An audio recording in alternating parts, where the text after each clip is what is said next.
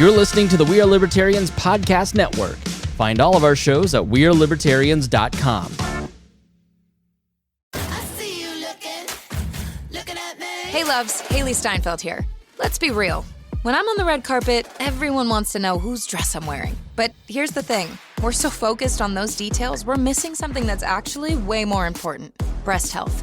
It's wild. Breasts get so much attention, but they're still so ignored when it matters most. Don't know what I'm talking about?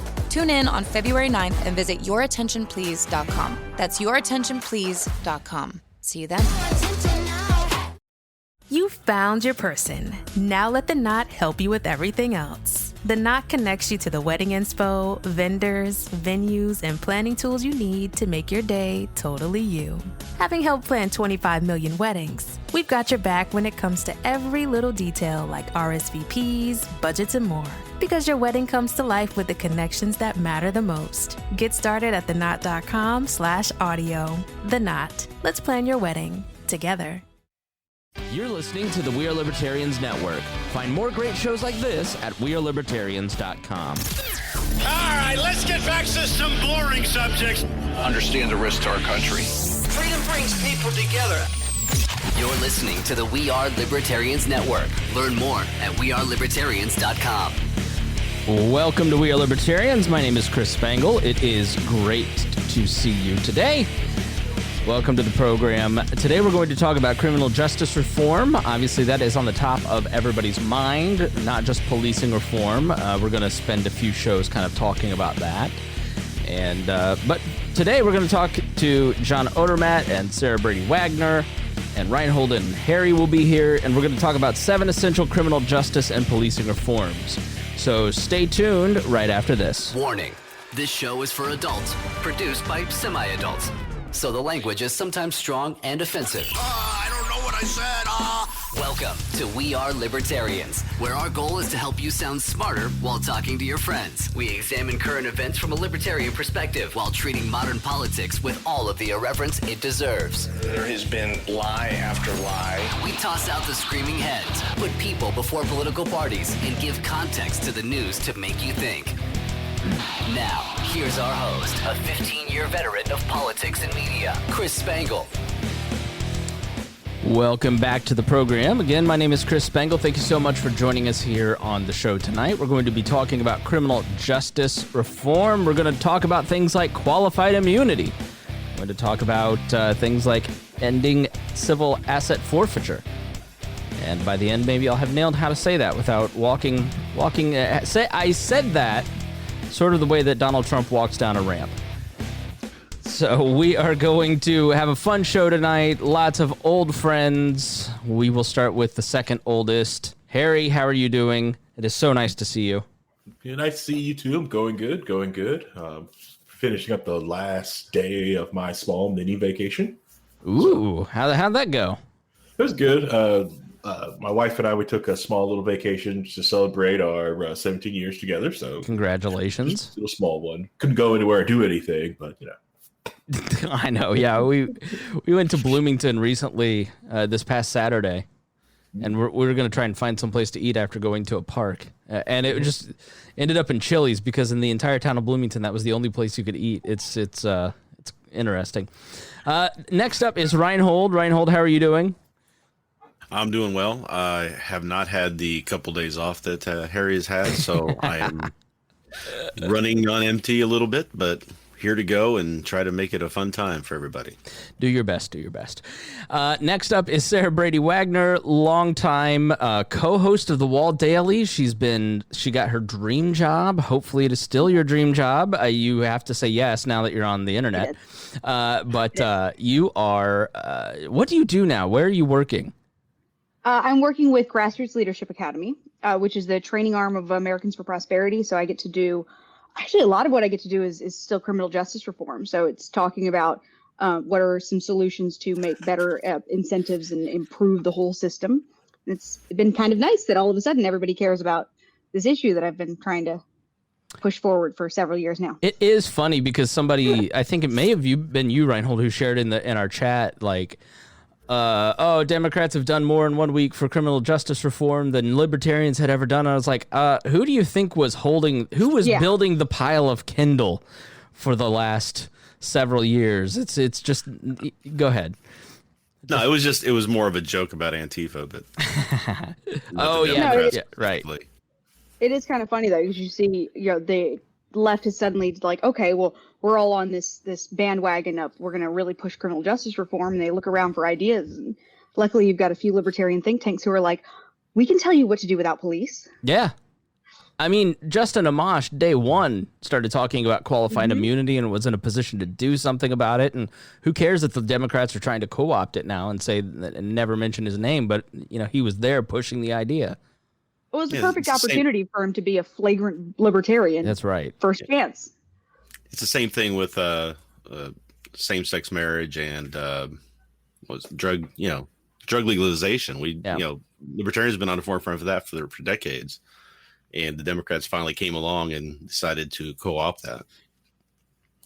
One of the OGs. Let's bring in Odie. Let's hold on, and then I'll come to you, Harry. But the OG of criminal justice reform in the libertarian podcast space is OD, John Odermatt of Lions of Liberty, who hosts Felony Friday. Every Friday, you do what on your program, on your little show over there?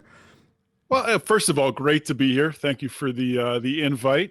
Good to be with you all and all the great We Are Libertarians listeners out there. My show is called Felony Friday, which I've had it for, 4 years now. I don't keep track of time.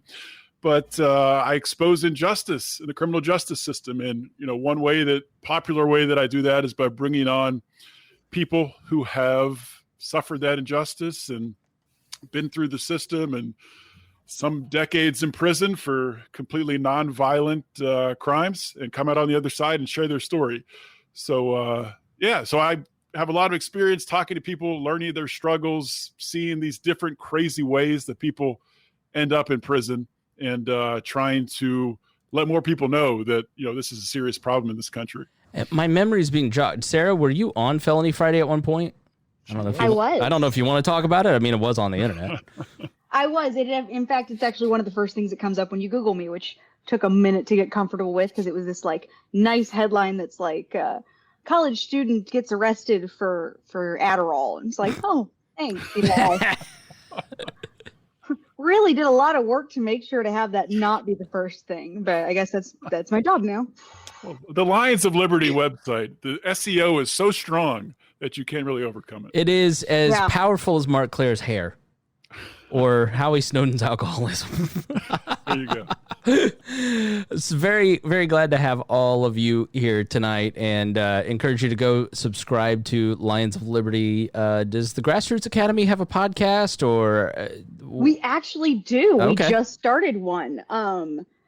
You know what? And I'm going to pull it up so I make sure that I don't get. She's just name unwrapping it wrong. out of the box right now. It's that brand new. That's all she's doing right now. It is. Well, and the great thing is that a lot of the episodes now have been criminal justice reform, because that's what all the questions are. Yeah. Top priority. That's what it's called. Top priority. So make sure that you subscribe to those two podcasts in your feed.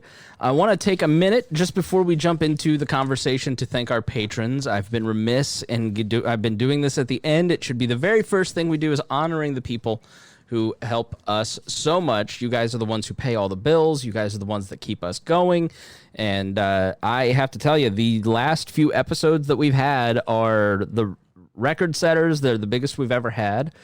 And got a lot of great comments from people, and that is only possible because of our patrons, which you can join at wearelibertarians.com. And I want to single out and say thank you to our $100 a month patrons. First and foremost, Rhinehold, who is not only a co-host, but also one of those folks. Anthony Meyer, a new one, Brad Tracy, Craig DaCosta, Ed Brehob, Jason Doolittle, Jeff Bennett, Christy Avery, and Matthew Durbin. Thank you so much to you folks. Now, John, you, right as all this kind of started to flare up, and the conversation around, let's start with systemic racism and the term itself, because that is something that I think that term makes libertarians uncomfortable, especially the white ones. And so... Libertarians. Huh? not just libertarians. Yeah, it makes a lot of people nervous when it's said. So, I'll let you two flip a coin, John or Sarah, as to who would like to take that topic, and then we'll go around the horn. What is systemic racism? Is it real, and how does it manifest itself in our society? I guess I'll tee it off and say, yes, I think it is real. You don't have to look any farther than the war on drugs to see systemic racism at work. From the godfather, the guy who really started the war on drugs, Harry Anslinger. And if you want to hear his backstory and how that all happened, I highly recommend the book Chasing the Scream by Johan Hari, who I've had on my show. Great guy who goes through that and then goes on to profile a bunch of different people in different walks of life, struggling and profiting off of and embedded in the war on drugs black market. But it's definitely real, and I see it with a lot of the people I interview have suffered due to the systemic racism in the system that has put them in a position where they get, instead of maybe the like with mandatory minimum laws, with the difference between crack cocaine and between cocaine and crack, where they get sentences that are multiple times longer than their white counterparts in a much more who come at it through a much more affluent path. So it's definitely real, and it is uncomfortable to talk about, but that's why I like talking about the war on drugs, because I think that's a good way to kick it off. It's interesting. I kind of actually come at it from a slightly different angle. So my first, as I've talked about on your podcast before, my first kind of cue to who there was a problem with the system was when I got a personal introduction to what jail is like. But since then, like getting involved in criminal justice reform, like you notice the disparity, which is what John spoke to, and we should take notice of that disparity. But as far as where it comes from, it's really interesting that when you actually look into the history of the systems, that's what, to me, like the concept of systemic racism is. It's not about individuals being racist or even acting in prejudiced ways.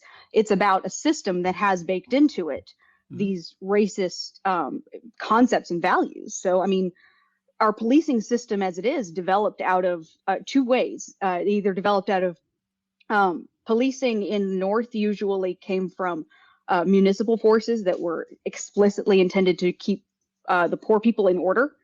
And in the South, they developed out of slave patrols, which were made to keep the slaves in order. And in both cases, they then were kind of melded and shifted into what we now have as our policing system, which is so different from anybody else in the world. Yeah, sorry, I've got myself muted. Rhinehold or Harry, do you want to jump in there? Say anything? Rhinehold, do you have anything to say? I often find it tough to come up with words sometimes about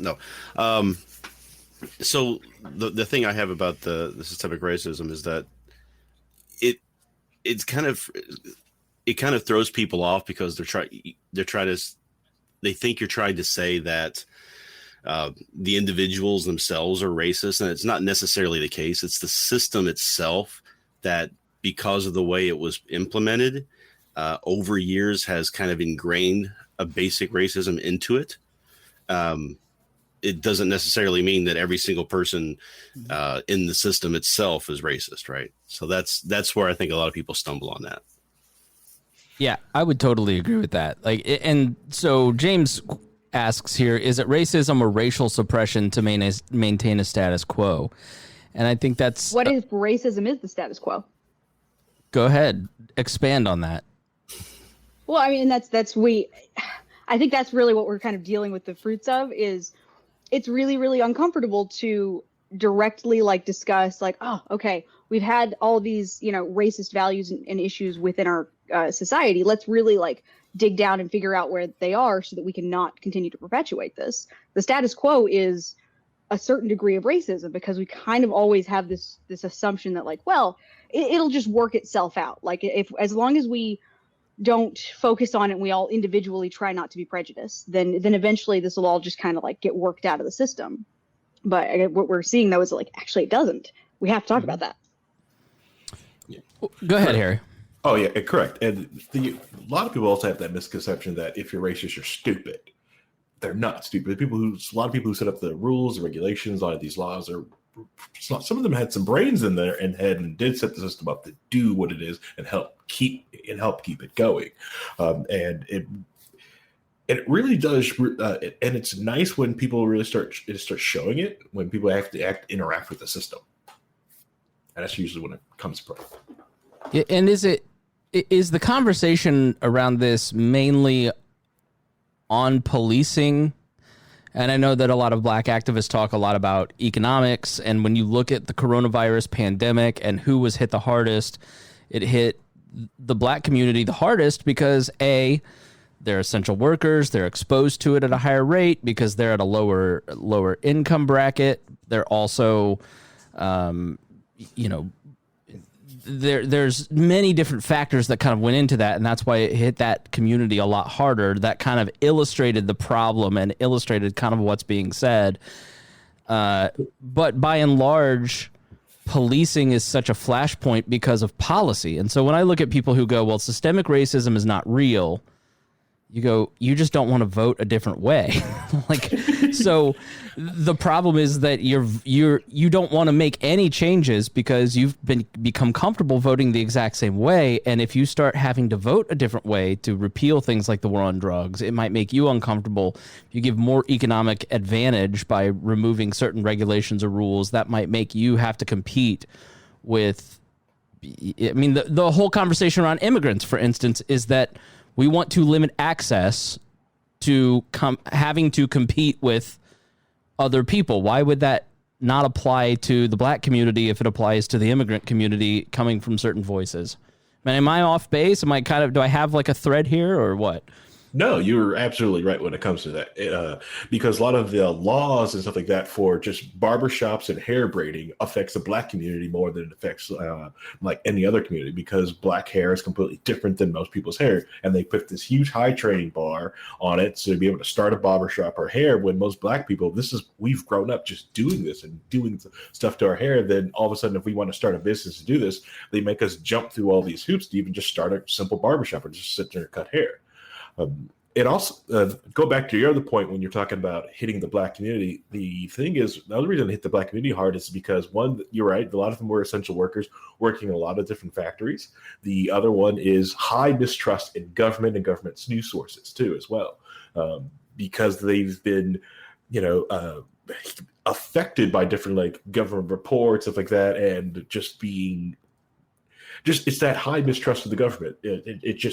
And that stemmed from it. Then the third fork of that is religion in the black community. It's very high. Most black people will go to church on Sunday and then have Bible study on Wednesday, so they will congregate. It's that whole community factor of the idea that of being close to your family and bringing everybody together, especially to the summertime. This is Black Cookout season. This is when I load up the grills, we go to a park, and we end up cooking out, and not be able to do that. It kind of hurts because you're not be able to be with your family. The simple fact that like my daughter's at this age now where she can actually go to the cookout, go out and play with the other kids, and actually start really knowing her relatives like that. And nope, you can't.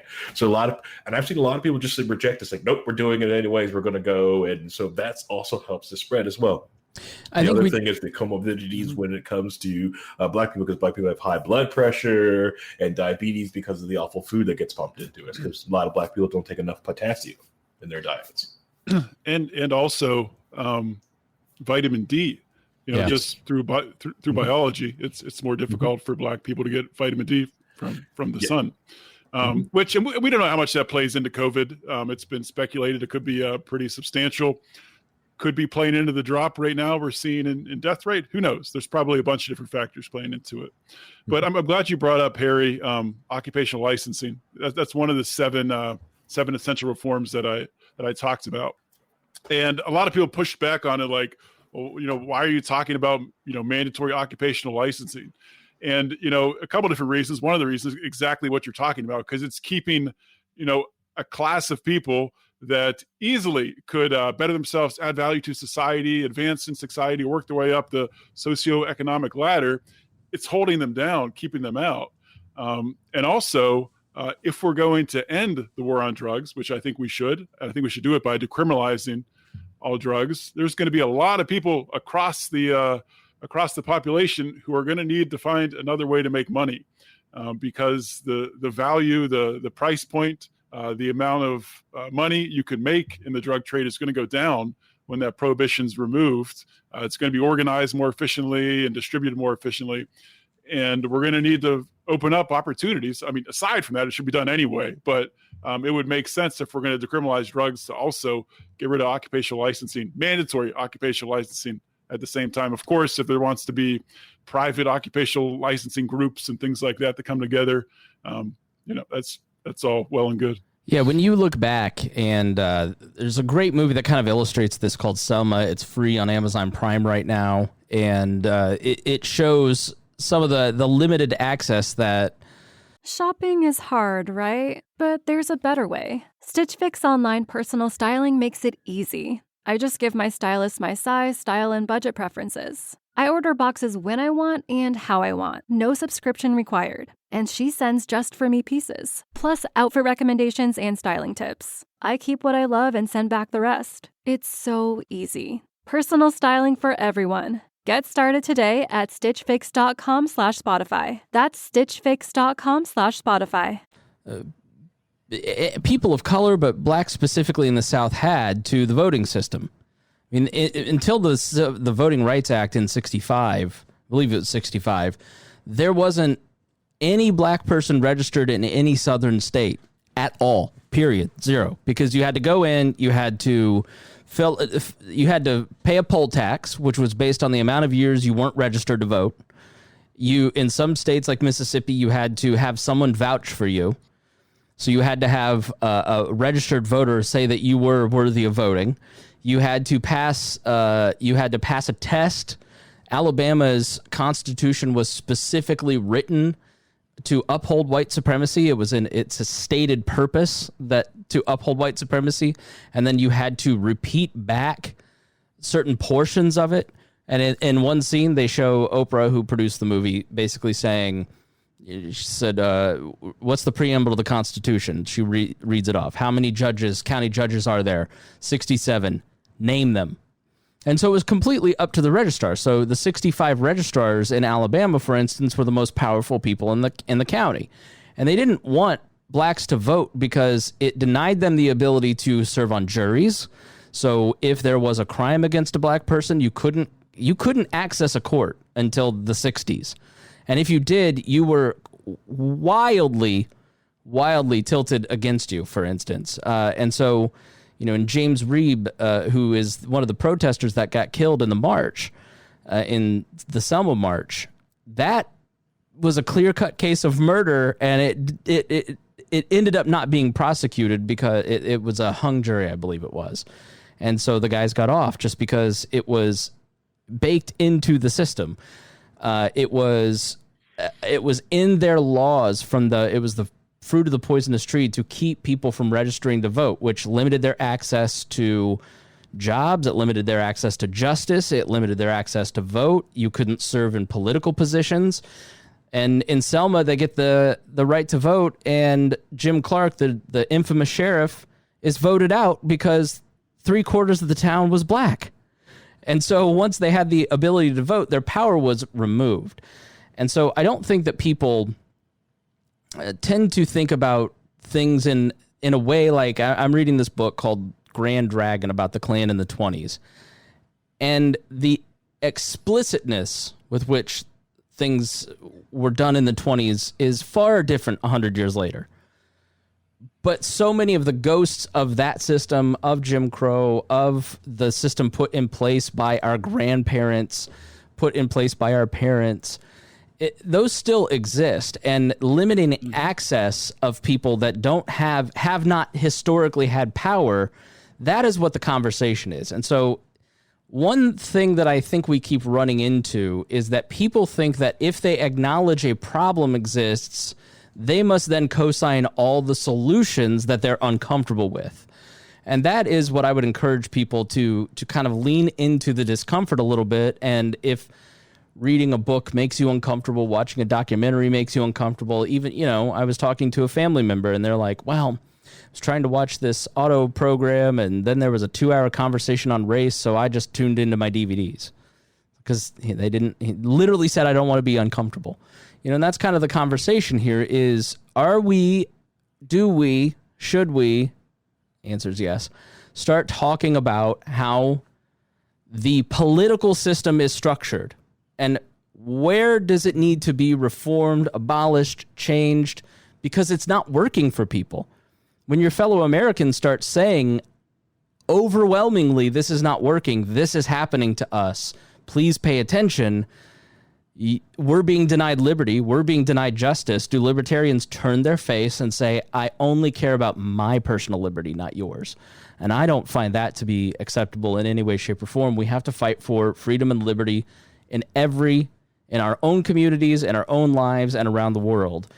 And wherever state power exists, it needs to come under a microscope. And when the state kills someone by putting a boot on their neck, we should be concerned with that because they have state authority, they have state power, and so they have to have a higher examination.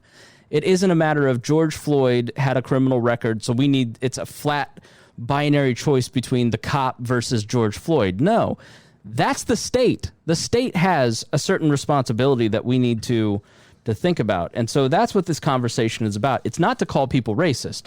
It's not to say that if you vote a certain way, you are racist. That's not what it's about. It's about saying, what are the parts of the system that are denying justice and liberty to your fellow citizens, and what do we need to change and how?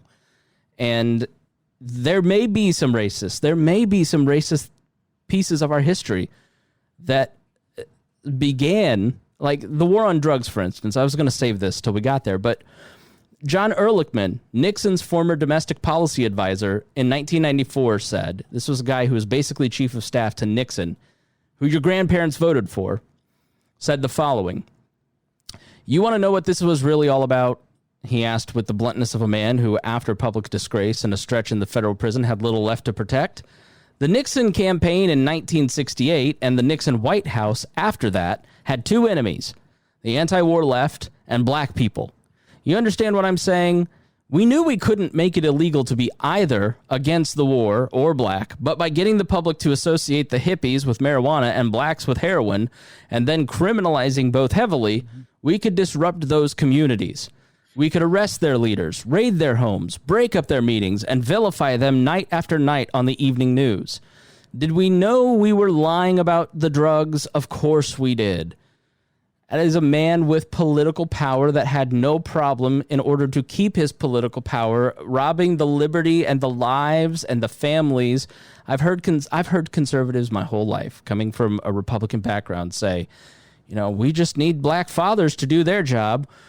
Well, that's the root of it, right? Like, so you don't want to look at the root. You don't want to look at the cause. You don't want to look at all this stuff. And it's maddening to me that that people will look at this stuff and not go, all these other pieces that we find to be egregious, I'm going to turn my back and not look at this thing because I'm uncomfortable with it. So with that, let's start with the 7 suggestions or demands. Let's call them demands. Demands. We demand. I'm not the most forceful person. I demand that you follow these 7 steps. But John, you put together this list of 7 people. Let's start with, why'd you put the list together? Other than to get clicks for being libertarian, where this piece is housed. But how'd you put this list together, and then what is number 1? Yeah, I had, after, I guess I did the podcast first, where I talked about these. It started out with six different things that I recommended. I added civil asset forfeiture at the end. And it was just another way to get the word out. I just wanted more people to see it. I wanted people to be able to share it. I wanted people to be able to grab it and put it on Twitter or Instagram, which many people did. And thank you all for sharing it. And I saw people taking snips of it, just taking one here, one there. Let's do this, do that. And I said, let's package it together and put these 7 reforms in one document that could definitely be written better and expanded on, and probably resourced much more eloquently. But it's a start. And I mean, I think that it's great to see we're already gaining some steam here with the qualified immunity with what Justin Amash is doing. And I think Justin Amash put out a list. I don't know if he's reading what I'm doing. I'm not sure maybe he is. But he put out a list very similar to mine the next day after I put this out. So I don't know. Maybe he is following what I'm doing. The first one on the list is demilitarize the police. And some of these are hard to say, so just bear with us. But one thing I want to add kind of just to off of what you were saying, Chris, this moment in time we're in right now and how the wool has been pulled over people's eyes and, people really followed the rhetoric rather than the reality of what was going on. A little upside down argument for the current time we're in is I think it's good that Donald Trump is president right now because it is so apparent that he doesn't have the eloquent words to say and the speech that's going to make everyone feel good. He just doesn't have it right now. And that makes people even more uncomfortable because they can blatantly see, holy crap, we got a serious problem here and the president's not going to fix it. So I think it's actually kind of a good thing because it's keeping the focus on this, on the actual reforms to the system that need to be done. Yeah, I said that in the last episode, something similar in that the politics of domination, which go watch 12 Years a Slave, right? That movie, which illustrates a free black man who gets sold to Southern plantation owners, eventually gets freed 12 years later. And you see just it's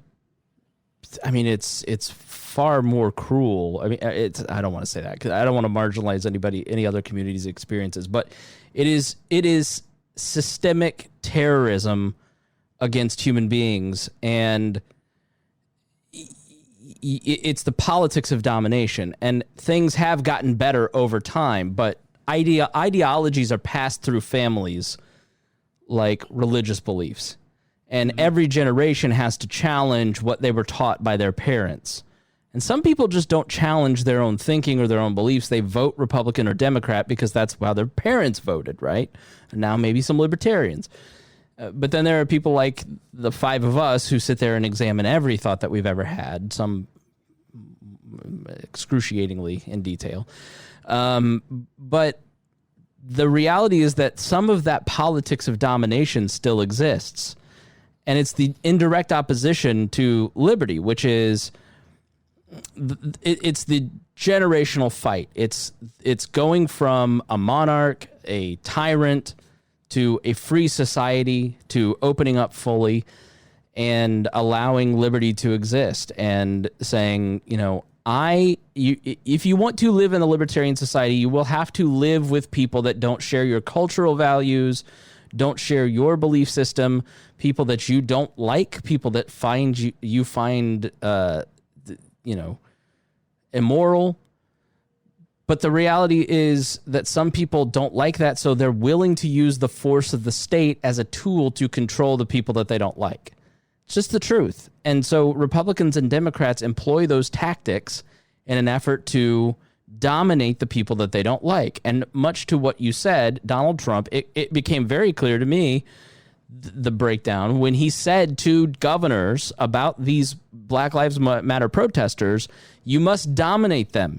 You must make sure that you use them as an example so this gets under control. But then he soft pedals against his people when they're in the Michigan State House. And then everybody walks across the street and picks up the other guy's signs, 6 weeks later. Now it's 6 weeks, not even 6 months. So, yeah, it comes down to the politics of domination. And at the tip of the spear are the police. As we've mentioned in a few episodes recently, it is a matter of the police being the vanguard of the state. Every law, regulation, rule that is passed has to be enforced by a police officer. And so fundamentally, you have to pass less laws and elect better people. And that is a big part of the problem, is that people don't want to give up their ability to dominate other fellow citizens because they either feel that this is in my self-interest to limit competition and to enforce my beliefs on others, or they feel it is in their self-defense that they must vote a certain way. But either way, we're perpetuating a system that continues on. So the politics of domination versus liberty is a constant human struggle, and you put it perfectly. Well, I think maybe that's at least for us, that's what we really focus on is that conflict between, domination and liberty. But I guess my fear in this, the way that you were describing that, my big concern is I could see the left, and I kind of gradually see them moving in this way, especially as you see a lot of the justification of the defund the police rhetoric. You see that they're kind of shifting towards, well, maybe we don't need less laws. I actually saw one tweet from a left commentator who specifically said, things we need to do, we need to have, less militarization. But the last thing she said was, what's probably going to be the hardest is we probably need less laws overall. I could see the left coming up with an idea of, well, maybe we don't necessarily need more true liberty. We just need gentler enforcement. We have the police is absolutely the end line of the government's enforcement. But I hear a lot of arguments that are basically saying, well, we just need to send somebody who has coercion, but not necessarily a gun. The gun really has to be a last effort. But what could work beforehand without even reducing the laws? Like the idea of forced rehabilitation for drug users has suddenly gained momentum again because, well, that's so much better than sending a police officers. We'll just send somebody to incarcerate them in rehab. Yeah. That's what Joe Biden said recently. He got praised for it. We just need mandatory rehab. Well, that's kind of the same thing as prison, actually. A different jail. Right.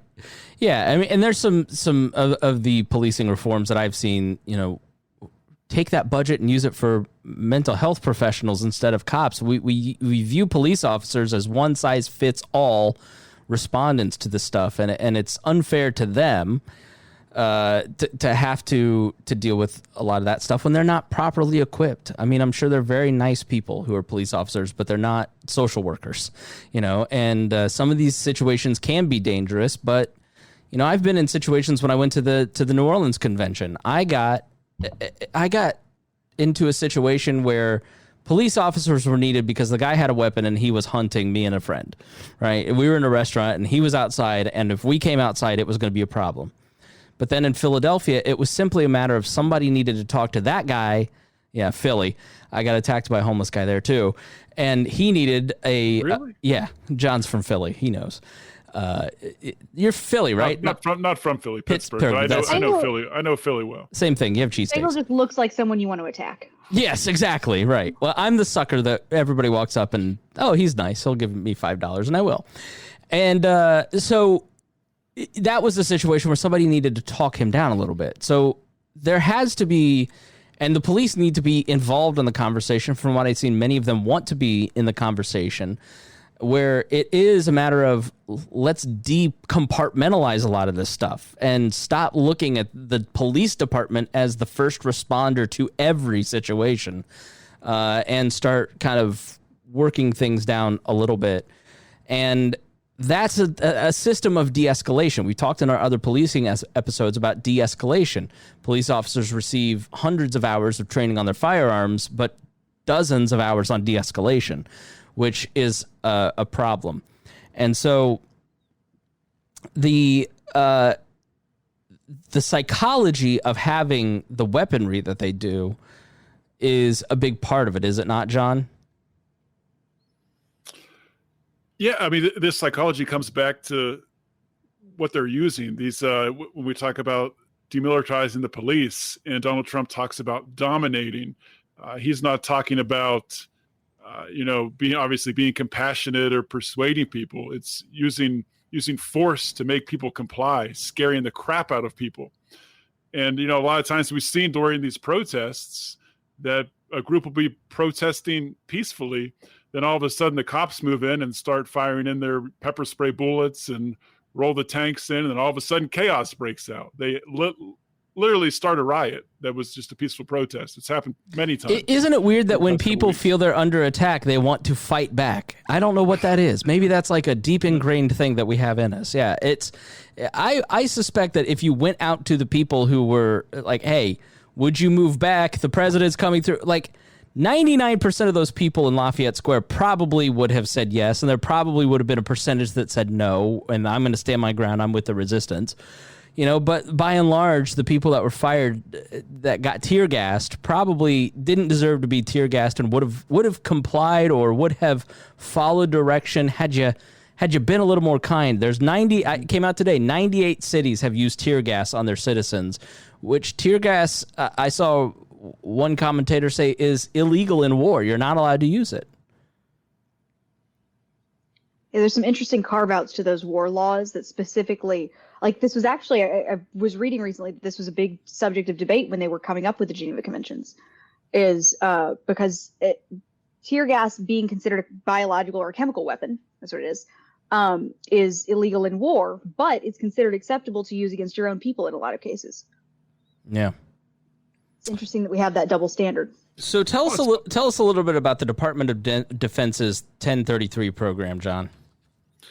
Yeah, well, I'm not an expert in it, but it was, it started, I believe, back in the 70s, I believe. It's been around for a long time. And I guess the important thing to know is President Obama actually weakened it a little bit, surprisingly enough. And as soon as Donald Trump got in power back in 2017, signed an executive order to make it even easier for these local police departments to beef up on military equipment. I don't know if you guys have had a different experience, but when I bring up demilitarizing the police, and mostly it's with libertarians, but I have brought it up with Republicans and Democrats, I haven't heard a single Democrat or progressive say that's a bad idea. Obviously, some Republicans are against it, but I don't think it's the number one thing out of these 7 that they would be against, especially if you talk them through it and, convey that really you're not going to persuade people or change someone's behavior or influence them by shoving a boot on their throat and punching them in the face. All that's going to do is make things worse. It's blowback on the street. The CIA talks about blowback, and Ron Paul famously talked about blowback during speeches when he talks about our foreign policy and causing terrorist attacks to come back on the United States. It's the same thing with the militarization. I'm going to get it right. I used to use Canada as the example. If Canada moved in and took over the city of Indianapolis and started putting tanks on the streets and started taking over the Indianapolis City County Council and implemented some Canadian-friendly, it was a full-scale invasion they took over, would that not bother you? And there's so many principles to the conversation, the ways that libertarians talk about foreign policy that I see not being applied currently to what's happening with policing. And 1033 is a program where they take surplus Army equipment and they give it to local police departments or give it to them cheaply. And it's equipment that was used in Vietnam, the Gulf Wars, Afghanistan, and it's stuff that the government paid for that they don't want to just leave on the battlefield, so they bring it back. They've got nothing to do with it, and they give it to local police departments to use for SWAT teams. When I was growing up, Indianapolis had a SWAT team. There was a famous incident where Tony Kazriditz wired a shotgun, dead man's wire, to Richard Hall's head and paraded him on national TV in the 70s, and it was a big deal, and that got a conversation started about SWAT teams and how do we deal with violent crime, and that kind of locally helped lead to a lot of that stuff happening here. But now you look at it, and the city of Greenwood, in a few days ago, there was an errant, who knows if it was real, but it was literally just a Facebook post, show up to the mall in Greenwood and take what you want. Let's go, Antifa, let's do this. Well, we had one of those in my area too. Yeah. And so what happened? Greenwood apparently has a police helicopter. There were 4 MRAPs, which are like mobile armored carrier. They look like, I say tanks as a shorthand for people who don't know what an MRAP is, and then all the military gun nerds, it's not an MRAP. I know that. But people who don't know what you're talking about don't. So it's like a large armored vehicle. And so with conservatives, you just have to show them the video from 2 months ago in Arizona where there was a protest at a bar where Republicans were trying to drink, and they showed up with an NRAP and invaded the local bar. Like, they have no compunction about using escalated force when they're dressed like a soldier walking into the battlefield in Afghanistan. When they have no MRAP, when they have no police helicopter, when they have no militarized equipment, when they have less protection, they're less likely to use force.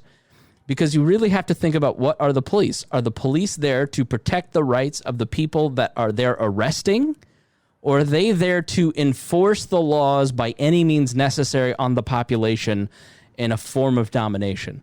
And so those of us who are probably on this podcast looking at and think the first one, but then there are a lot of people who want any means necessary. It doesn't matter what the government does. Police have a hard job. It's very dangerous, which none of us disagree with, but that doesn't ensure that they get to roll up and just beat the hell out of us. Harry, you look like you want to say something. Excuse me. Yeah. Also in that law, they are also forced to use those MRAP tanks that they have. I'm going to call them tanks because to about everything else on the road, it's a freaking tank. Everything else is a Toyota Corolla SUV, which is basically a station wagon. So to everything else that's made of aluminum around it, it's basically a tank. Yeah. But it's not like these small towns that have it. It's every small town has one of these things. It's not that you just think, oh, there's just these big cities like Greenwood and Indianapolis. No. If you don't know, you can look up the Pumpkin Riot Festival in Keene, New Hampshire. Yes, the little small town of Keene, New Hampshire has an MRAP. Small town Lawrence has an MRAP. It's ridiculous of how many of these they have them, and they're forced to use them because they don't use them for different stuff. They have to get rid of them, so then they just use it. So they escalate things to the point so they can use it. So they enjoy using them. So here in Indiana, so those red flag logs, they'll pack everyone, and they'll go use them. They'll use them, and they like to show them off in parades, and they paint them all black, and they love this pseudo-military style of those little MRAP tanks to show off because it's to everything else around you, it's intimidating. Which is exactly what it's meant for. When everybody becomes a nail when you've got a giant hammer. Mm-hmm. Yeah. Mm-hmm. Thank you to the What's chat. the matter of incentives? Yeah, so thanks to our chat room, 1996, the Congress replaced Section 1208 with Section 1033, which went back to the 70s, and then it was passed in 97 is when this really kicked into gear. Sarah, you were about to say something? I cut you off. I'm sorry. Oh, yeah, I'm sorry. I was saying it's a matter of incentives. I was just thinking, I think Market Watch put out a list that is 6 things, not 7 things, that are very similar to your list. I applaud you for getting ahead of the curve there as everyone throws out their weak list, only 6 things. But I mean, they even gave an easier to swallow version of what we're talking about here, where they talked about dissolving SWAT teams for towns with less than 100,000 people. Because just like you're saying, there's bad incentives there. You have this equipment, you have to use it. So we've seen, it used to be SWAT teams were only deployed for active shooter situations where everybody needs to be armored up because anybody could die at any time. Now, the most common reason that police departments use SWAT teams and all of this militarized equipment is for drug calls, is because they've justified to themselves, well, if there's drugs, then there's got to be guns, and therefore it's just as dangerous as an active shooter situation. I mean, that's not necessarily the case. And that's how we end up with things like Breonna Taylor, who had a warrant served to the wrong house, that it was just a drug situation. But they served that warrant with a SWAT team. And what's the outcome? You end up having one more person who dies unnecessarily. Rhinehold, anything to add here before we move on to number 2? The incentive thing is something that was brought up, and that's what I try to figure out with the police is how are the police officers getting promoted? How are they getting brought into saying that they deserve more pay and that sort of thing? So how are they being evaluated? And when you find that the evaluation is about how many arrests you have or how many tickets you give, instead of doing a good job of keeping the peace, right? You're going to get that type of response. You're going to get an over police state from that incentive because you're not incentivizing the right thing for those police officers. All right, go ahead. Speaking John. of just one more thing on incentives along that line. I mean, if you could trace this back to the root, who's making all of this military equipment, coming from these different defense contractors, the military industrial complex, It's just a part of the cycle, and pushing it back into the local governments here. It just keeps it pumping, keeps the money pumping. So it's a stimulus program also for those defense contractors. Number 2 is decriminalize all drugs. Ending the war on drugs will significantly decrease police interactions. Give us some insight onto that, John. Yeah, the more that I, talk about just the culture right now and what's going on in policing right now, I think that the easiest way to explain this to people, from not from a pure libertarian principled stance, but from more of a utilitarian perspective, is that we really want to limit the amount of interactions with the police. You really can't train fight or flight out of people. You can't train it out of the police officers and the people that they're interacting with, the supposed perpetrators. Fight or flight's going to happen. People are going to run away. People are going to fight back. People are going to resist arrest if they're intoxicated or if they're upset or whatever happens. We want to minimize the amount of violence. We want the most amount of peace possible. So taking these nonviolent crimes, these victimless crimes, taking them off the books and dealing with them. I talked about that, and this is becoming sort of a common theme. I think the Democrats are starting to pick up on it. Obviously, libertarians have been talking about it forever, but we need to treat drug addiction, drug abuse as a health hazard, as a medical issue. Help people to get treatment. Don't force people to get treatment like Joe Biden, but we need more free market alternatives to that. And drugs being prohibited makes drug users less safe. It makes their families less safe. It makes everyone in the community less safe, because if you have, disagreements, arguments between competing drug dealers, or even if you want to get into sex work and things like that, anything that's on the black market, people can't arbitrate disputes between rival gangs or rival dealers by taking them to court, by suing them if there's a discrepancy over money or somebody paying or something like that. So it has a very high probability of escalating to violence. And if you remove that prohibition, and I don't know exactly how it would work out, and I think people get very uncomfortable with that. And maybe some people are afraid that they'll start doing heroin, next week if it becomes legal. But the more free that you make it, when you open up the market, things will regulate themselves, and I guarantee you the public will be more safe. You look at Portugal and Chile and their experiences, you see heroin usage, heroin overdoses, drug usage of all kinds. It all dramatically drops and completely changes their society. Nicholas Kristof in the New York Times wrote a beautiful article, I think it was 2 years ago now, about Portugal's drug laws. I'll see if I can dig that up and put that in the show notes. Sarah, you mentioned earlier this has directly impacted you. Yeah, mine was a Schedule II substance, but then we get into the issue of there are prescription medications that you may not even realize carry felony sentences if you share them with your friends, even regardless of whether or not you get paid for it. These are the kinds of things that it actually ties a lot back to what you were talking about at the beginning, that if you want to really consider the whole system, think about what is the original purpose behind these drug laws and what is the effect. Especially because of drug convictions and the difference between, you've got discretion along the prosecutor determining when you want to charge with a felony versus a misdemeanor. 1 in 3 African Americans in the U.S.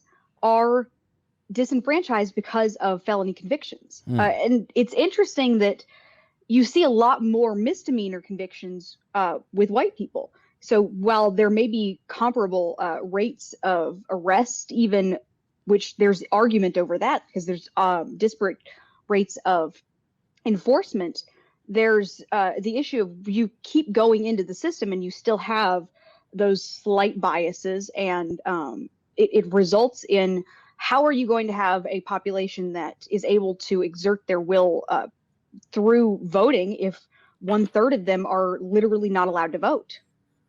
Yeah, exactly right. And the new Jim Crow book by Michelle Alexander is a great resource on this and other issues of systemic problems that kind of expand on a lot of what we're talking about tonight. But I forgot what I was going to say, so Rhinehold, go ahead. Oh. No, Harry. Harry, go ahead. All right.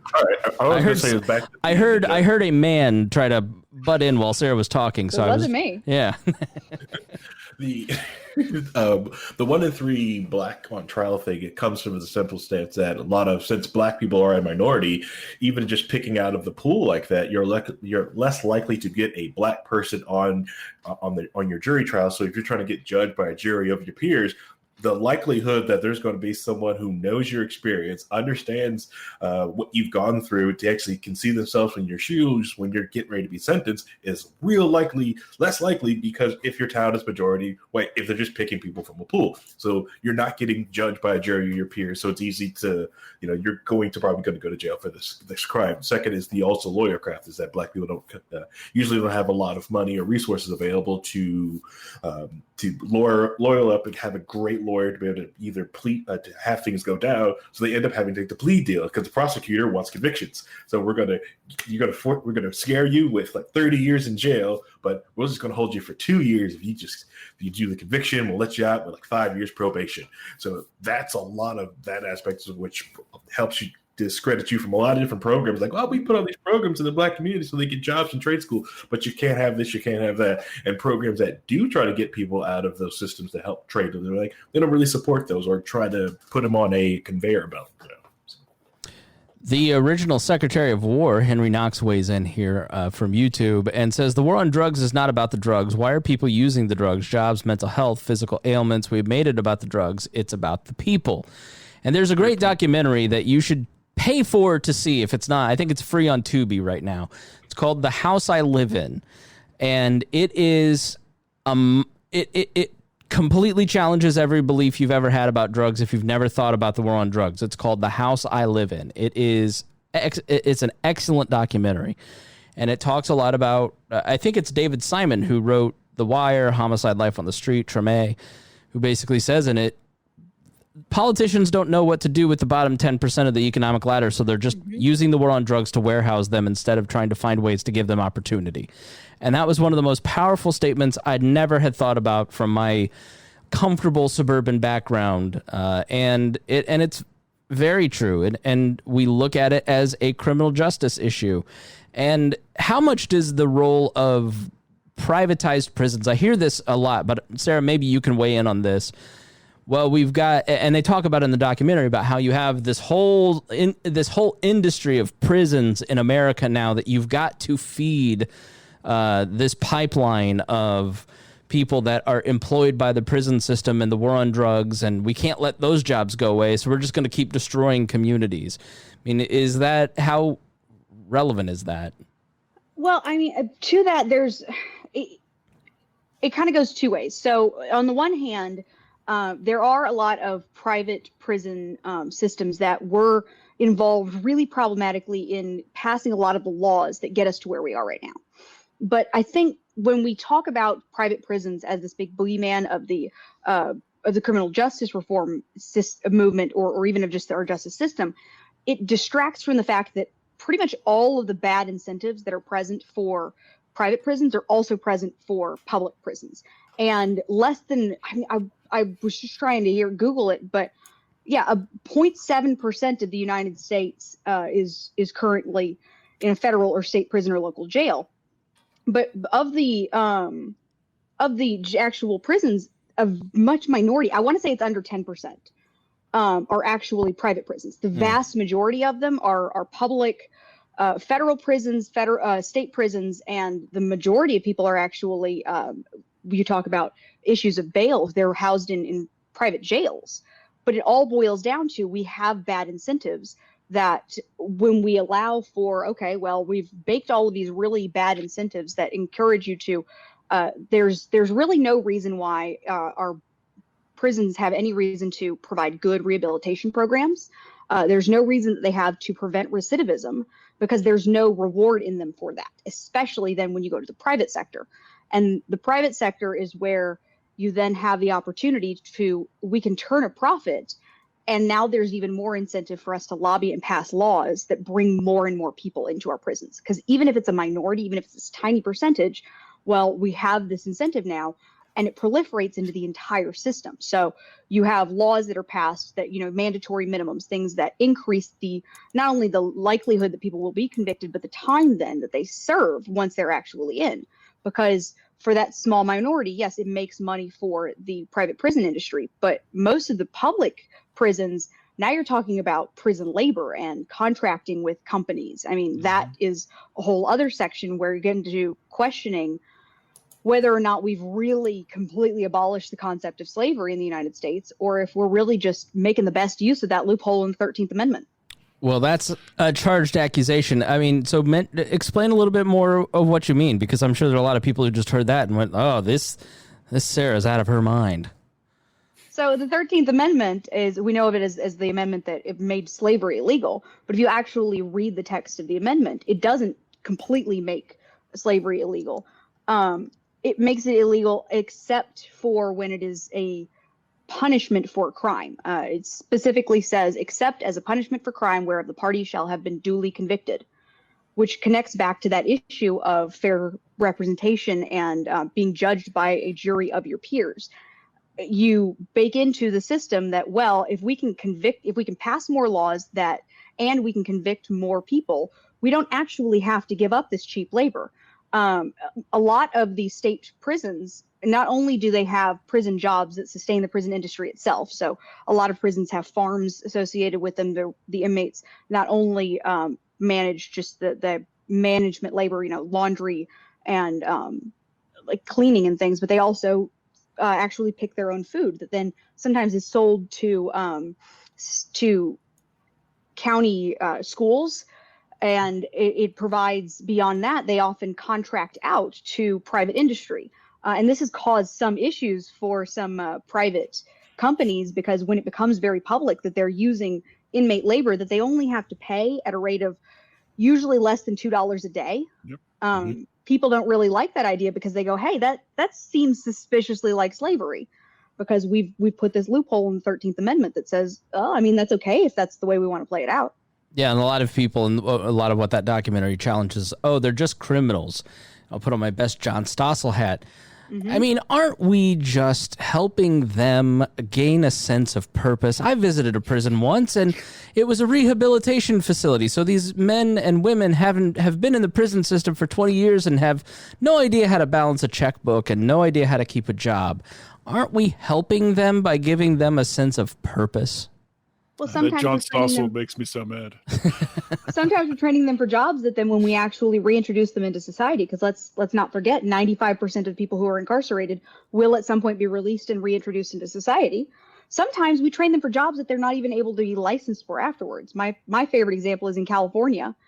When California has wildfires, they send out inmates to fight their wildfires. It's a dangerous job. They train them for it. But then when they are actually released, they can't get licensed as firefighters in California to do that, just for the public, because of the licensing laws around that say you can't do that if you're a convicted felon. Hmm. And that says a couple things there, specifically that fighting wildfires example, because I've brought that up and I've had a pushback on that, also from inmates pushing back on it, just because they wanted to get out of the prisons. They didn't mind that they were only getting $2, $3 an hour. They just loved that they could get outside and do something, even if they're risking their life. Mm-hmm. And I mean, it doesn't say something about how bad the prisons are, which brings which brings up this whole collective thought in the United States that prison shouldn't be good. It should be horrible. People get raped. They should get raped. They're in prison. That's what you're in prison for. It's like, no, actually, that's not what you're in prison for. You're in prison to get corrected and to when you come back out into society to actually be able to add some value and not be a hazard to public safety, things like that. But just one thing, and Sarah, I think you're hitting the nail on the head here by distinguishing between private prisons and private enterprise profiting off any type of prison. because I mean that's the big deal. I think the private prison thing, private, public, it's still prison. People are it's not doing its purpose. And I did find this list here of 13 things made in prisons, and it's from their very reputable site Thrillist.com. So it's true. Protective military equipment, law enforcement equipment, McDonald's uniforms, furniture, Microsoft packaging, Honda car parts, Victoria's Secret lingerie, dentures, J.C. Penney's blue jeans, and all of their own stuff, as you were saying. You're going to tell me they make those call centers and Starbucks packaging and processed meat as well. They're going to make those poor guys put together panties and bras. That is outrageous and cruel. And the thing, go ahead, the thing about the private versus public thing I wanted to bring up too is that privatization of the prison systems is kind of a recent thing, a fairly new thing. Mm-hmm. Our incarceration rate has been the highest of any country by far for a lot longer than we've had to deal with private prisons, right? The problem isn't the private prisons. Private prisons don't help. There's a lot of different problems as we've already talked about, but trying to lay it all at the feet of private prisons, I think is kind of missing the forest for the trees. Fine. We gotta, and it's my fault for not managing the conversation a little better, but we got to end by 8 because John has to do God knows what, probably something illegal, considering after this conversation all I've heard is how much he loves crime. So number 3 is ending mandatory occupational licensing. Why is this important, John? I talked about this one a little bit earlier, so I'll just say, I'll just kind of restate what I said. And there was what comes to mind first is a sting that happened in Florida, I think of February of this year, where police there were calling handymen, and these handymen were coming. Some of them were licensed to do either electrical work or do carpentry. And, one of them would be doing some, plumbing or electrical work, and they'll say, hey, can you come over and can you, do this job over here too that they're not licensed for? And when they'll start doing it, bam, under arrest. It was something crazy like 150 people that they got through that.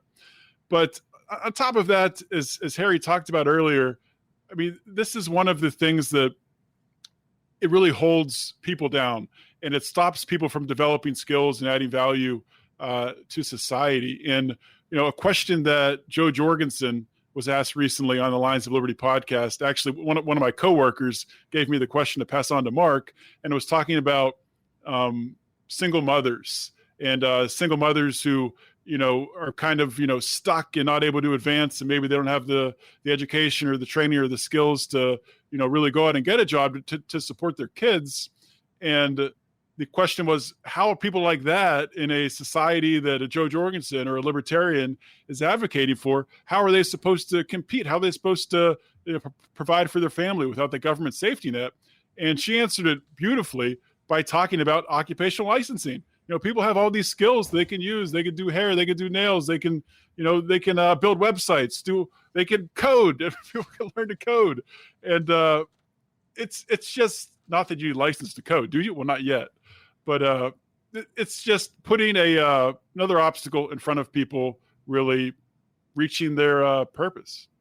Forcing people to pass a test to code sounds like something Harry would want, to be honest with you. What were you going to say, Sarah?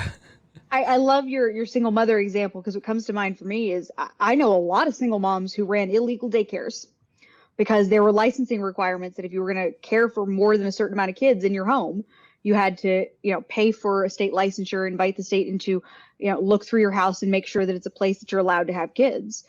Where I know a lot of single moms who have young kids who say, well, the thing that makes the most sense to me is I can care for my child and other people's children, allow them to go to work.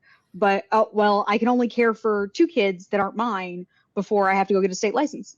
Have you ever walked into a barbershop or even a doctor's office and looked at their state license and made your decision based on that? Or do you go on the person that you've been recommended? You have somebody who has, like an Angie's List type situation where there's some, conversation around that person, and so therefore they cut hair well, or they are a good doctor. Like, it's about experience and education. It has nothing to do with the tax that they force you to. And the other part of this, which I had never thought about, it playing into decreasing access to the marketplace in the way that you guys are talking about it. I've always looked at it as a liberty issue, more as a moral issue, less as a utilitarian argument. You look at the people that have just lost their livelihood. I read an article about one barber who didn't follow the rules in his town, and they removed his license at the state board, and so now he can no longer run his barbershop because he didn't follow the COVID-19 rules.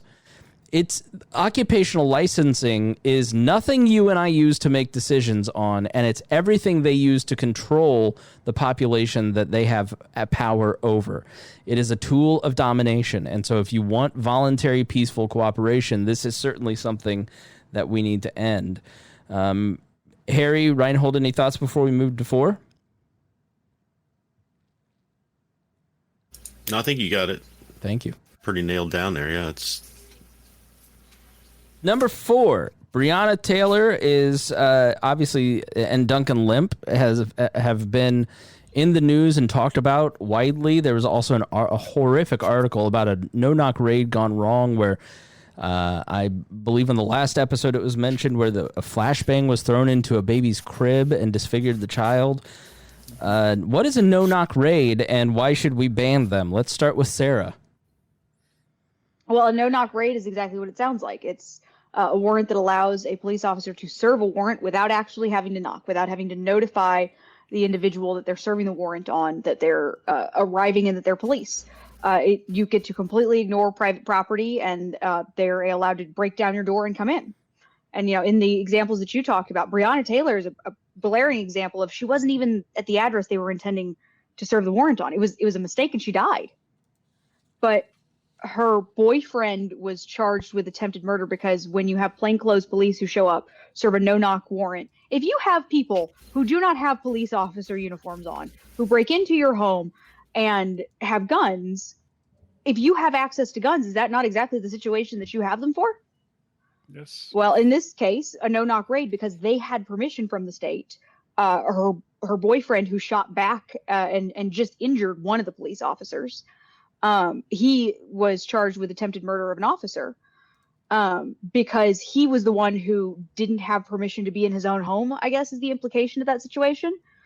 When we have these no-knock raids, we're saying not only do you have legal authority to go in and arrest this person or go in and search this home, you have the legal authority to completely ignore their property ownership to begin with. Just go in, guns blazing, no problem. And I mean, I would hope that for a lot of our listeners, the reason why we wouldn't want to have that continued, especially at the level that it's used now, frequently for drug-related incidents, why we wouldn't want to have that, because it increases the chances that people die. When you surprise people, they're more likely to go into that fight or flight, just like Harry was talking about. You can't expect people who especially don't know that they're dealing with law enforcement to react as though they do and to completely immediately become compliant.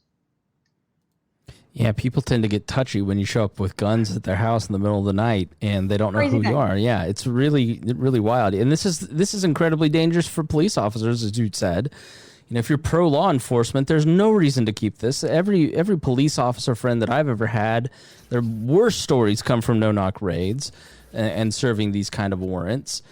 And they're increasingly used, especially since they have the 1033 system, and they have the ability to do the things that they're doing. And so, trying to take people by surprise at their weak moment, it's a terrible system and needs to come to an end because it's dangerous for everybody. And the reality is that we've let ourselves put police officers into a special class of citizen, which we'll talk about under qualified immunity. We have used the concept of patriotism to bamboozle the population into thinking that they are more deserving of rights than quote-unquote criminals. It's propaganda. The state has a duty to protect the rights of the people that they are serving. And so these no-knock raids are antithetical, in my mind, to everything that this country was founded on, in that you have a right to face your accusers. Breonna Taylor doesn't have that right. I mean, if you went to tea parties and you read the Breonna Taylor story and you think long and hard enough about what justice means and law and order means, the Breonna Taylor story completely, there's no way that anybody can look at that if they want to pay attention to it and look at it and be okay with that story, for instance. But we want to let a politician like Donald Trump use the law and order propaganda to get us to not look at it, to not think about it, to look away from this tragedy and continue a system that is killing people like her. So it's about government power, and this is one of their tools. Any other thoughts before I move on to number 5? I just want to agree with you there that really the pro-police position in this is a pro-reform position. Yeah. That if you want to be able to put in better incentives, that you don't put police officers in bad situations where they are encouraged to make bad calls, well, then we have a bunch of reform to be done. Rhinehold? And how hypocritical is it too that the police are always saying that, I feared for my life, I didn't know what was happening, I had to make split-second decisions and defend myself so I could come home alive. Aren't the people in their own home kind of expecting that same level of feeling of security or being able to make a decision to protect themselves? I mean, it just seems very hypocritical to me that on one hand they're saying one thing and then not giving that to the other people who aren't trained. You're right. You're just at home watching TV. You're not trained to deal with someone breaking into your house and having to make that split decision on, are these police or are they criminals? Yeah. Right. Correct. Yeah. And this is residential neighborhoods that a lot of the time this is happening in. So let's say even if they got the right address and a shootout started, your kids could be playing in the front yard or just have the house next door. And then stray bullets, because bullets go through walls. It's what you're taught in gun training. You know what's behind your target before you shoot. But none of this happens. This is why we see also there's no-knock raids of them shooting dogs, then bullets ricocheting, hitting other people in the house, and that's a lot of these people can do, get shot. This is residence. This is where people are living at. So, and it usually stems from the drug war. I mean, that's seriously a fruit of the poisonous tree type situation. Number 5 is end qualified immunity. This is something that Justin Amash got a big splash on.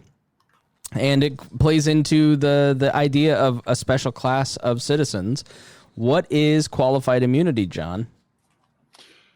Yeah, it's something that I just learned of in the past couple of years. It's not something you hear talked about a lot. I mean, Justin Amash is one of the first politicians that I've heard actually bring up ending it.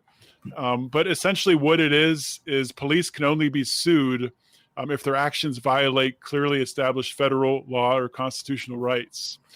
And, there's a couple examples of this that I've talked about before. There was a woman who her boyfriend or ex-boyfriend was on the run from police, and he was holed up in her house, and she gave permission to raid the house, gave the keys. They could have just gone in the front door, but instead they launched a bunch of, flashbang grenades in, totally, damaged the house.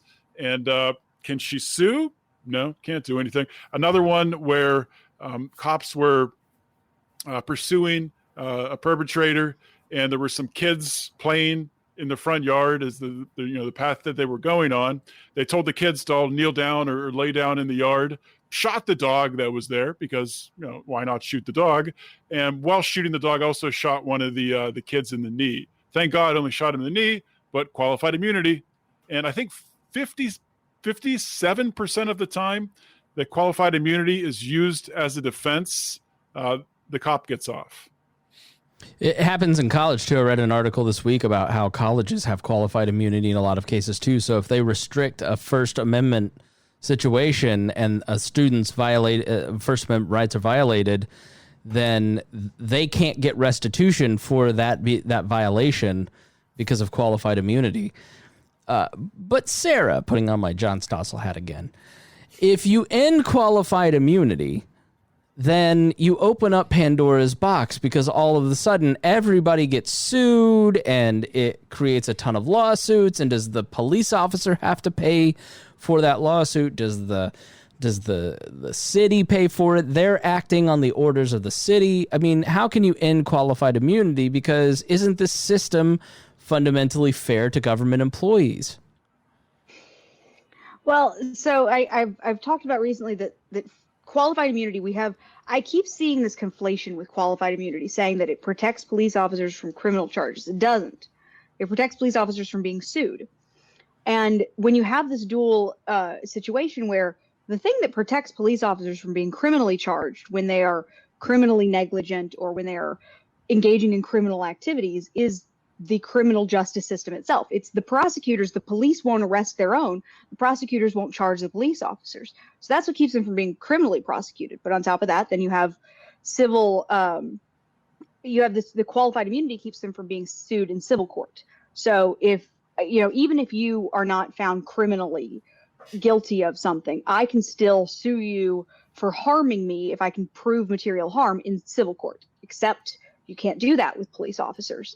And I smiled there, and it was interesting that the statistic you gave is that the majority of the time it works, but it's another one of those kind of like shadow statistics that gets ignored, kind of like within prosecutions, we say 95% or 98%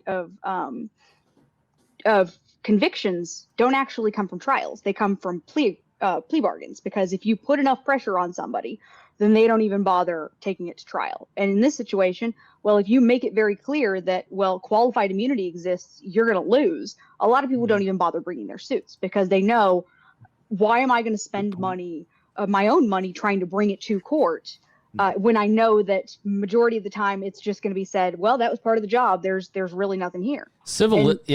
It's civil liberty. Let me add on to that quickly. Civil liberty suits are very complicated, very difficult, and very narrow, and there are not a lot of attorneys who will actually take those on, because there's no industry for it. The differentiation between when they say it has to be a clearly established right is, I can't remember the citation, but there was one case in which an officer was granted qualified immunity because they determined that, like, loosing a dog on someone in a canyon is not the same as loosing a dog on someone in a ravine. And I mean, they were literally like, this was still a situation of an officer of the state let loose a dog on an innocent subject and ended up maiming them. But well, it wasn't quite exactly the same situation. So it's really not an established right. And when we actually try and deal with that through legislation, because the Supreme Court has completely decided that they're not interested. They chose recently not to take it up as an issue. It has to be fixed through legislation because it shifts those incentives so much. I mean, one of the arguments that you hear for why we shouldn't touch qualified immunity is, well, how would you get any officer to take the job? But I think a great example of how just that shift causes a real change is you look at the Buffalo Police Department. Recently, this was just their union deciding not to give them backing. This wasn't even full qualified immunity. But I know a lot of us shared around an article where there were 2 police officers who were suspended from the Buffalo Police Department after one of them shoved a 75-year-old man and then ignored his injuries in a protest situation. And the article that got shared around a lot was one that said, oh, well, this is proof that there's, it's systemic, there's rotten to the core, because the 57, I think it was, other officers who were on the same squad quit that assignment. They said, we are not going to be part of your protest crew anymore. We're not going to go out and quell civil unrest, because that was what the special squad had been put together for. And it was put out there that, oh, well, this is just proof that they're bad. But in reality, what happened was their union put out a statement to them saying, hey, you know what? If this is the way that the city is going to act, we can't afford to defend you guys anymore. So if you are brought up on charges or if you are sued for your actions coming out of these protests, then you're on your own. And the officers said, that's not worth the risk for me. Yeah. And they quit that assignment. They didn't quit their jobs, but they said, we're not going to go out and try and, quell civil unrest if we are personally going to be held liable for our actions, because on some level they know this is too risky. There is too high of a chance that I'm going to violate someone's civil rights or I'm going to hurt someone. And if I'm going to actually face the chance of being held liable for that, I'm not going to do it. How is that a bad thing? Isn't that's just weird? taking away their union backing. But when we're talking about qualified immunity, we're taking away their complete immunity. And we're saying, hey, if you mess up, you might be responsible, and see how that changes the incentives. Rhinehold, weren't you saying that? You're muted. Oh, sorry. Thank you. Now you did it. Yeah. I'm just I'm used to having the privilege of talking all the time.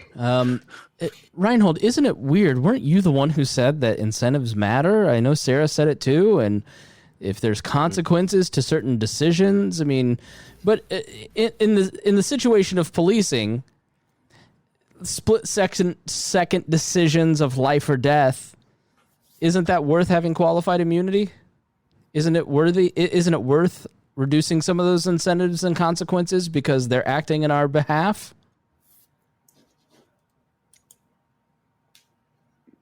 I don't think that you can say that they're acting on our behalf in those situations when they know that they don't have to think about the result of that action. It changes the calculation you're making in that action, right? So if you're like, how many times we see police go up and then a dog comes running at them and they'll just pull the gun out and shoot it, right? They don't have to worry about the consequence of that action that they're taking. So they're going to take the more protect myself at any cost, so choice, because there's no negative to it. So when we're dealing with people, when humans are interacting with each other, you have to start making better decisions on how you interact, how you approach people, how you try to calm down the situation. If there's no incentive to do any of that, then that change, like I said, it changes the calculation that you're making, and you're just going to go one way full to protect yourself and not worry about what happens to anybody else. And those other people are human beings that have rights, they have lives. You can't just remove them from that calculation. And I think that's what that does when you take away the qualified immunity. Now, the other thing about that is I understand that the qualified immunity came from a Supreme Court decision. It's not any legislature that has put it in, right? So that's something that the only way to fix it, because the Supreme Court won't look at it now, is through legislation.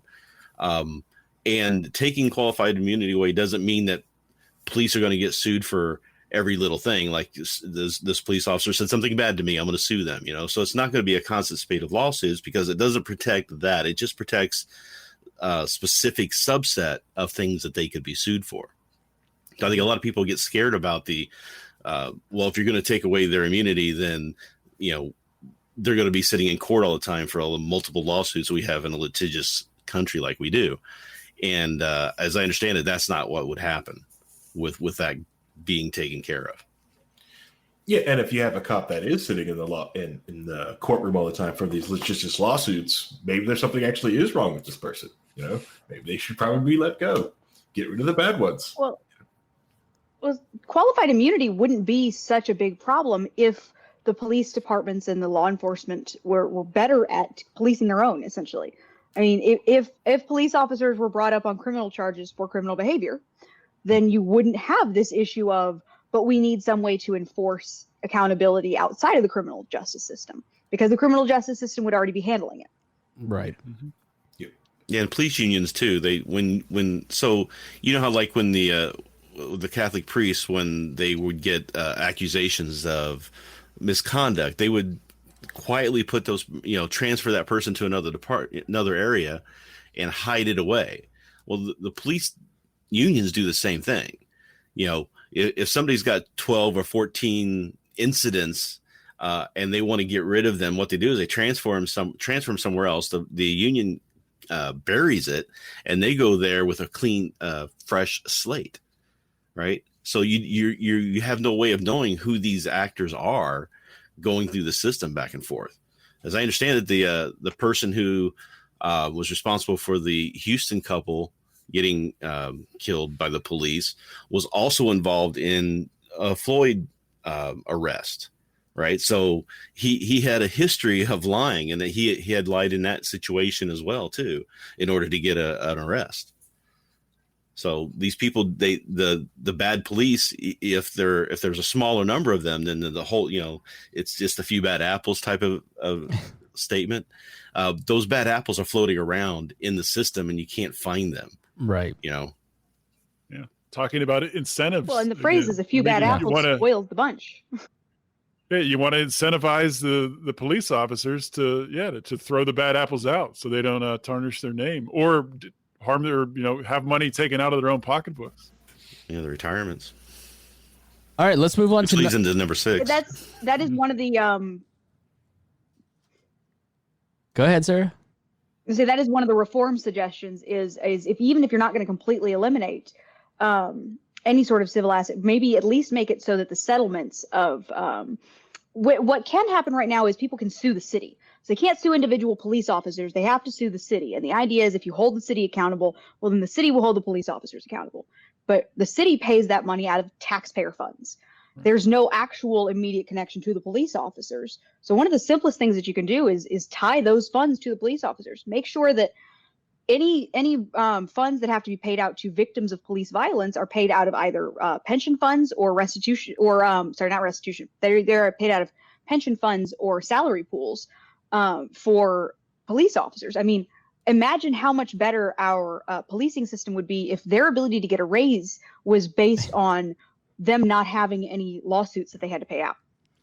And that is number 6, which is stop using taxpayer funds to pay victims of police brutality. Mandate that lawsuits filed against police departments or officers are paid out either by police-held insurance policies or pension funds. And I've heard in other places than Indianapolis, because in the Hoosier mind, this is the only place that exists, that tying it to making officers carry insurance changes behavior big time. Have you guys heard examples of that? You were shaking your head, Sarah.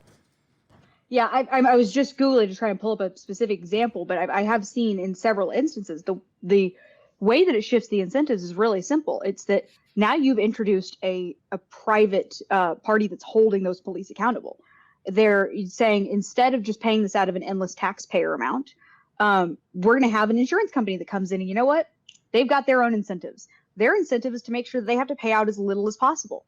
So they come in with their officer tests and their assessments of your department, and we're going to go ahead and comb through and see what your risk level is. And once they're done, if it turns out that actually you're going to be really expensive to insure because you've got a history of issues with police violence, there have been cases where municipal police departments get so problematic and so corrupt that they price themselves out of insurance. Yeah, I mean, and they end up having to dissolve just for that reason because they can't exist without insurance. The officer that killed George Floyd, Derek, was it Chauvin, had a horrendous record. I mean, dozens of complaints, if I'm not mistaken. So, I mean, he's a guy that wouldn't be training other officers if he even could get a job if you were under the system.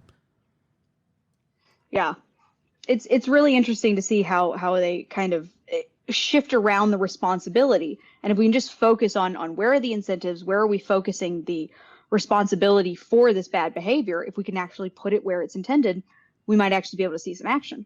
Yep. Other thoughts on this? Yeah, just bring some market forces into policing. You know, it's not that different from you know, if you have a job and your coworkers, you have 5 or 6 coworkers that you work closely with, and 2 of them are always slacking off and looking at Facebook or Instagram during work, and they're getting paid as much or more than you. Not that you're going to go tattle on them or something like that. I'm not advocating doing that, but it's going to throw off the system. That bad apple might actually drag down you to work a little less. They're on Facebook all day. I'm going to look at Facebook a little bit more. It's the same thing with policing. If you have people who are being permitted to abuse their power, and it goes by unchecked, and they don't get damaged financially or personally or criminally, then you might start thinking, well, then I can start doing some of those same things too. So it's just, let the market start to regulate policing a little bit. The market will price people out. I know I wanted to say we all know somebody, but I'm like, I don't know. It's actually kind of rare. Maybe you don't, but we maybe have met somebody at some point who's priced themselves out of car insurance. Uh-huh. And I know a lot of states have, a state underwriter who will guarantee that you can get car insurance, but it can get very expensive. That if you have been in several accidents, if you've been a very expensive driver, and you've proven that actually you're going to get into a lot of very expensive accidents, then your insurance company is absolutely justified in raising your rates. I was just looking while we were talking, and Sacramento is a great example in California of a city who they didn't have insurance just on their police department, but they had citywide insurance. So instead of paying the money out of their taxpayer funds, they paid it out of the city itself had insurance, which would cover any sort of malpractice from the police, from the EMTs, whatever, anything that was under the city's jurisdiction, it would cover. And they had in 1 year, because of the amount of police brutality lawsuits they had, their insurance doubled. And when you have that kind of sudden jump in the amount that the city has to pay, that's a simple way that it incentivizes the city to go, whoa, why are we suddenly paying twice as much in our insurance? Oh, it's our police department. That's somewhere we really need to focus, because they're just making it expensive for the rest of us. Exactly. All right. I was just pausing for dramatic effect to see if anybody else would like to get in there. And that brings us to our final point of just 7. There's many, many more reforms and abolishments that we ought to make, but these are the ones we ought to do. We ought to demand they do it right now. And number 7 is something libertarians, first time I ever heard about it was from libertarians. They've beat this drum for a long time. Reason Magazine especially. It's incredibly important, and it is ending civil asset forfeiture. It's one of the most outrageous practices that the government takes on. Rhinehold, would you like to explain civil asset forfeiture? Civil asset forfeiture is legalized theft. So basically the theory behind it is that it originally came out of trying to combat organized crime. So the idea was that if you're, somebody who's in organized crime and we try to arrest you, you can pay people off and lawyer up really good. So you spend all this money that you've gotten, ill-gotten gains, as it were, gotten supposedly illegally, to protect yourself from any kind of punishment.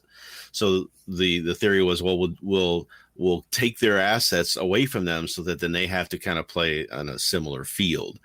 And then it was later kind of extended out to drug users, right? Just drug dealers, the people who do the supplying of the drugs. So that's kind of the thought process behind it. But what it's turned into is, if you're arrested for any reason, you can have your assets taken, like your car that you were in when you were arrested can be taken.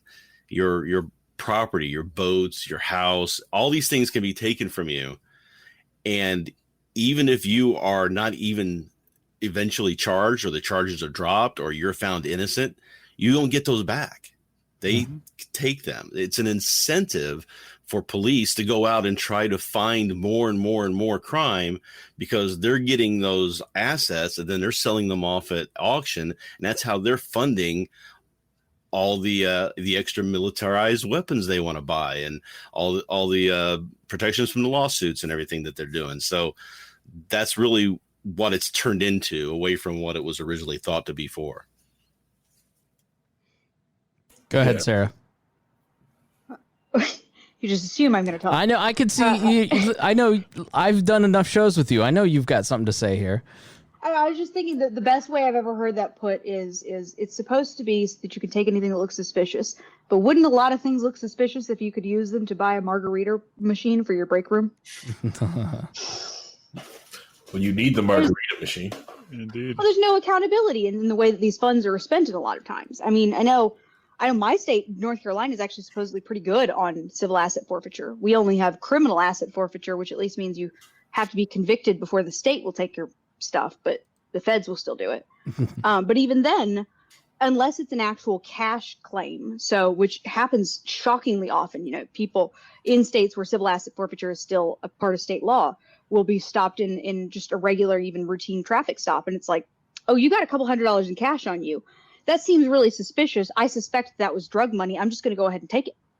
I remember in 2017, the average nationwide, the average amount of asset forfeiture was $300.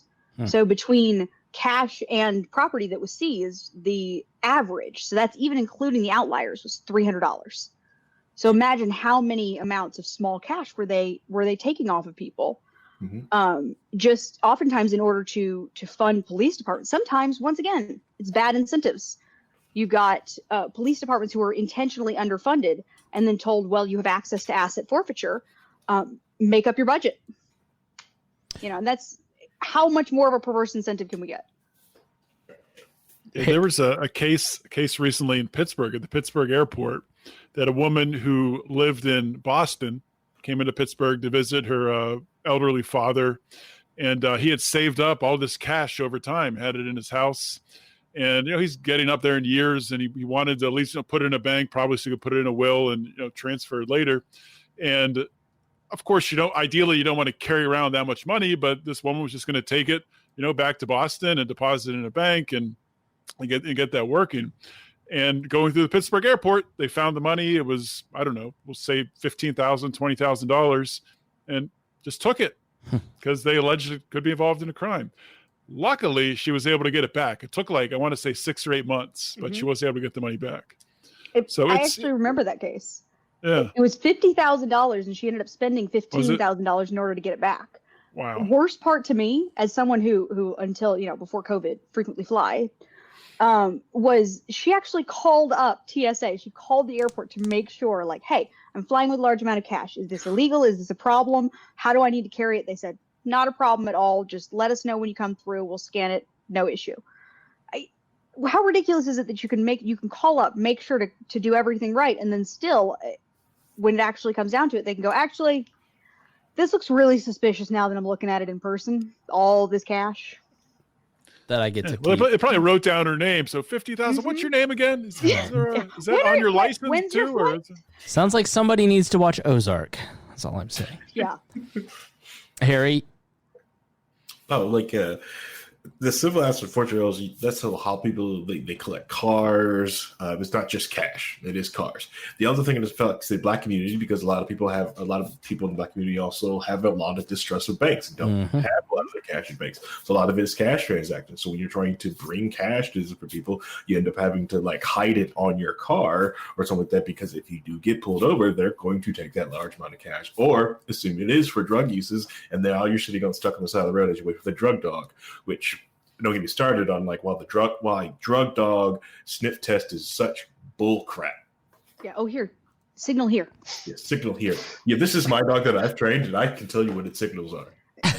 Yeah, the amount of videos where you see just a casual, they literally, it amazes me. They'll look away and they'll tap, and then suddenly the dog will signal exactly where they tapped, and they'd be like, oh, all right, there you go.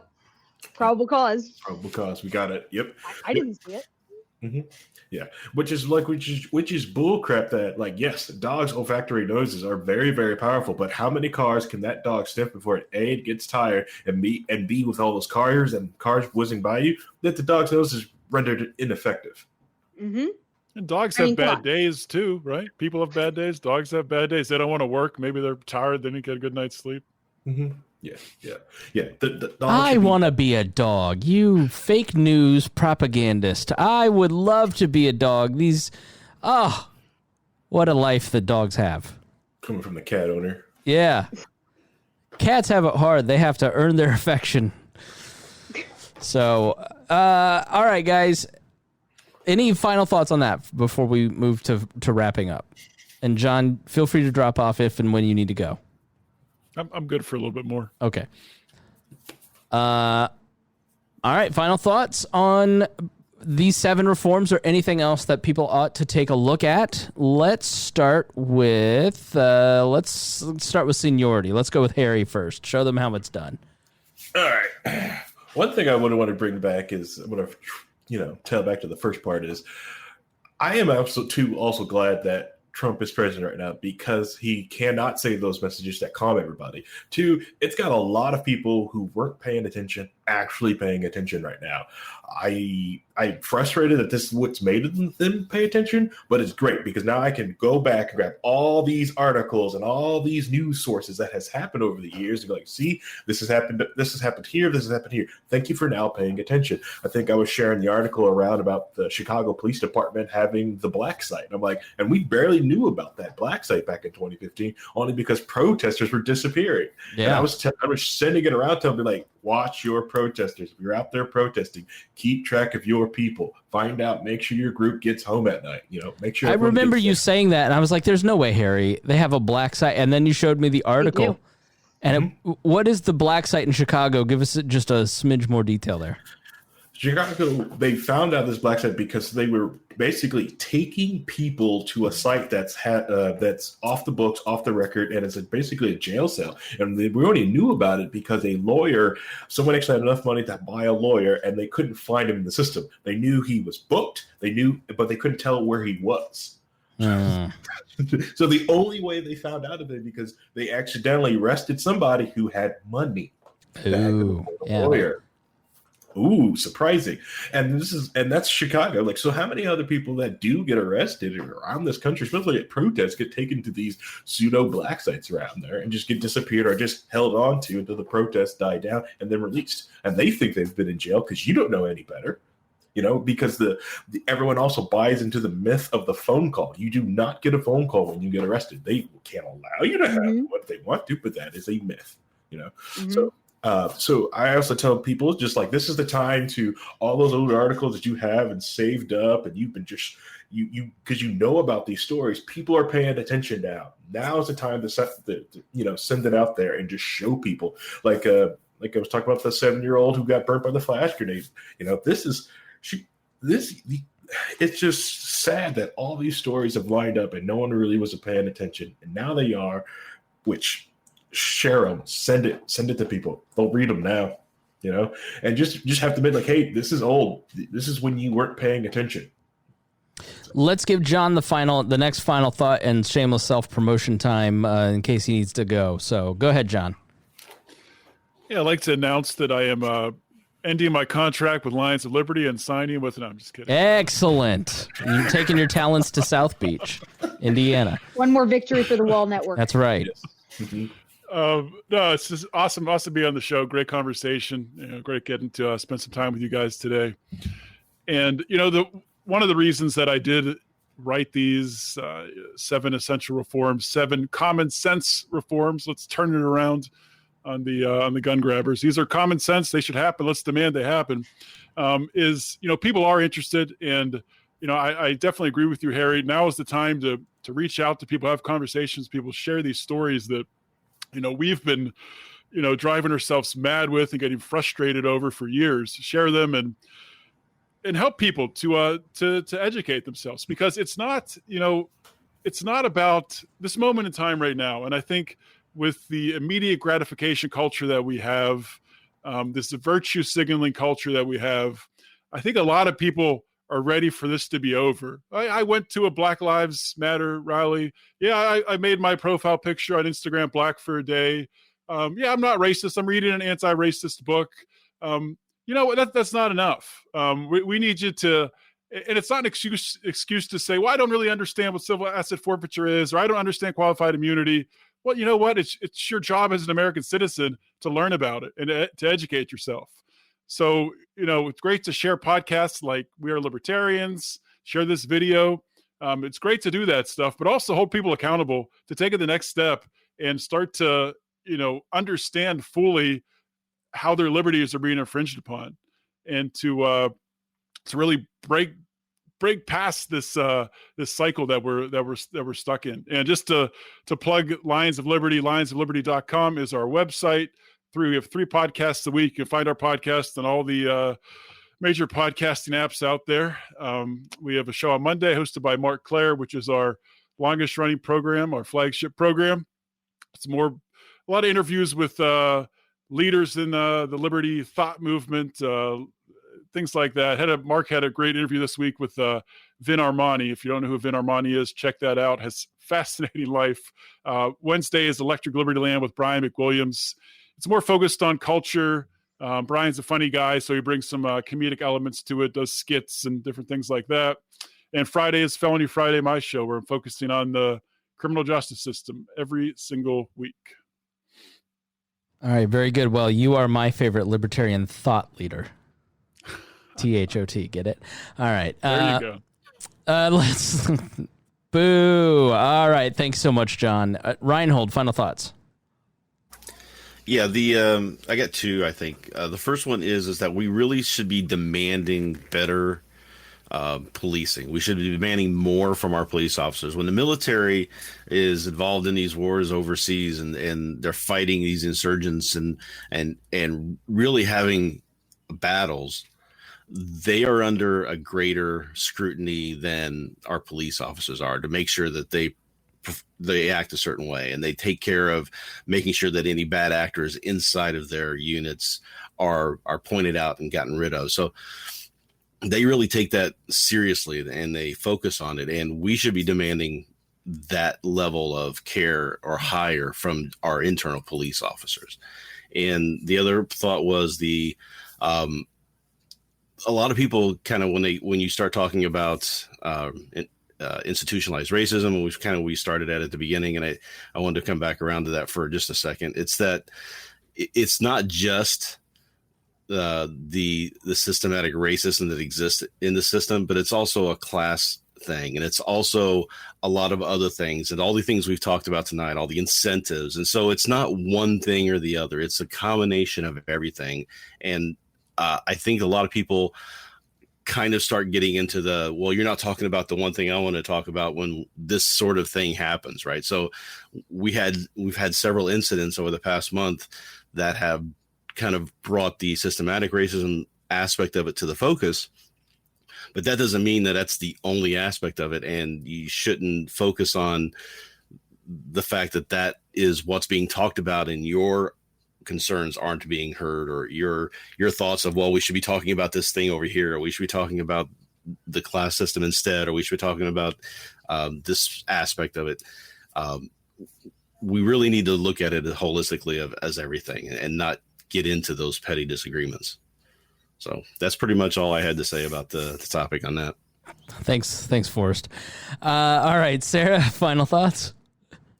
I kind of want to, again, kind of connect back to what was touched on at the beginning, and a topic that I don't see come up in a lot of these lists of reforms, but there's a lot of benefit that could be done by considering the voting rights aspect of this. That if we look historically, there's always been this huge disconnect between Black cultures and white cultures in America, but it's really been enforced by that disparate access to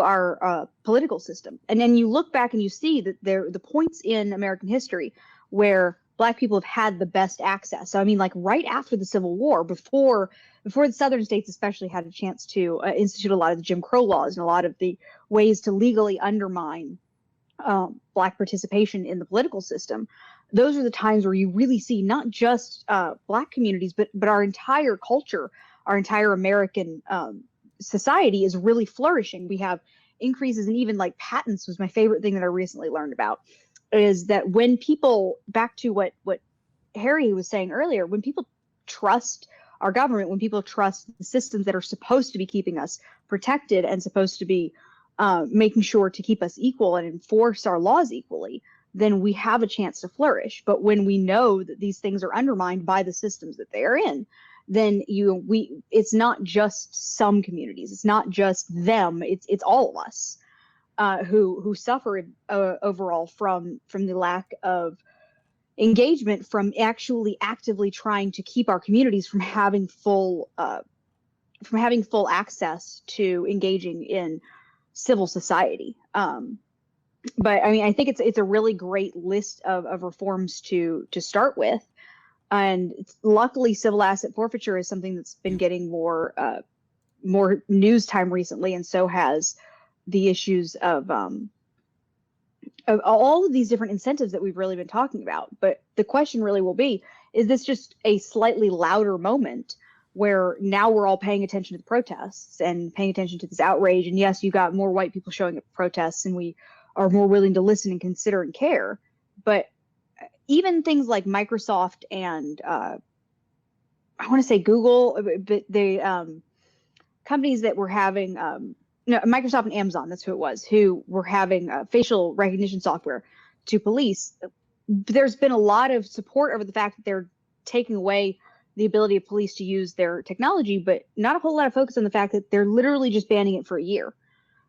My worry is that we're going to see all of this enthusiasm around let's fix the system, let's reform, is just like it has in the past. It's going to die off, and it's going to remain just an underlying narrative until the next time that we have such a high profile situation. And, next time it might not be in a situation that's extra primed for protests and riots, where we've got more people who are unemployed, so more people can get out and get involved. Next time it might be like it's been in the past, where it's while we're normally engaged in society, our economy's up and running, and people just look past it and don't even notice it. Let's, if we can actually get some reform done now, if we can actually make real difference, then maybe we won't have quite as many of those happen. Yeah, exactly. I mean, it's like the momentum is here. It's only boomer voters can stop us now. But even then, you can aim at it as we want to be pro-police here. Yeah. I mean, one thing that I've heard that really angers a lot of the Republicans and boomers that I know is the thought of there are no such thing as good cops. But if you dig into that, though, the whole thought behind that is because have you ever heard the term? It's a slogan that good cops either don't stay good or don't stay cops. And that's a statement not on individuals and not on good actors or bad actors. That's a statement on the system. As a statement about that you have good people who get involved and who really want to try and make change. But I mean, we can see example after example of when officers actually try to change things from the inside, when they try to hold each other accountable, when they try to be that good in the system, they're not given promotions, they're forced out, they're treated unfairly by other officers because the system is set up to encourage that we have to be insulated from the outside. I mean, they even teach in police academies that you are the sheepdogs taking care of the sheep. And to sheep, wolves and sheepdogs look really similar. Yeah. And that's the mindset. Yeah. Again, everybody's a criminal. And I remember and I've said this on the show, so forgive me if it's repetitive, but I rode with a police officer because I wanted to become a police officer as a kid. And then in high school, I got a ride along my senior year. And the police officer was like, and this was 99, 2000, 2001, somewhere around there. Everybody looks at us like we're the a-holes, we're the enemy. But they don't know all the good stuff we do, and listed off several good things and public services that they did and charities that they had raised, and and I'm even guilty of painting with a broad brush on this issue. But individuals in a system sometimes have a hard time separating themselves from that system because of that personal incentive. They're just doing their job, and we never hold the system accountable. We're blaming the police officers, but I bet if you sat down and talked to most police officers, they wouldn't want to have to deal with what they deal with on a daily basis or arrest people for what they, there's always going to be the authoritarian psychos in any group, but especially attracted to this line of work. But I don't think they want to have to enforce all the stuff they're doing. I just had that moment of clarity when I watched on the Circle. I drove by after the first night of rioting here in Indianapolis, watching several police officers put on their riot gear. And I'm just like, I bet those guys don't want to do that. I bet they don't want to go down and be involved and get in. They don't want to have to do this, and that's where I think it comes in. We've had several conversations with listeners over the years where they've emailed us and said, I work for the government. What should I do? And I'm like, quit. Find a way to do something else. But then there's attrition, and then you get the worst are attracted to the policing industry. And then you end up with Joe Biden and Donald Trump as your choices because nobody who's sane and rational wants to run for president, and so that's why you just have to work on decreasing the power of the government overall, because the nature of bureaucracy is that it completely erodes the people that are in the bureaucracy. And what I learned from that police officer, this is quoting him, I've never forgotten it. We spend 90% of our time around the bottom 10% of the population, which I think is a telling psychological line there. And then eventually 90% becomes that 10% to us. Everybody looks that way. And after 15 years, something happens to officers where they just flip and they turn into somebody that is, problematic. So somebody just rang my doorbell, so I got a little distracted. So yeah, I mean, it sets into their mindset too. And so it becomes a systemic problem that needs to be reformed, and they need to be in on the discussion.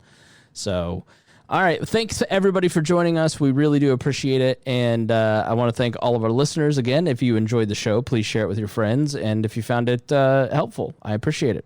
All right. Thanks so much for joining us, and we'll talk to you soon.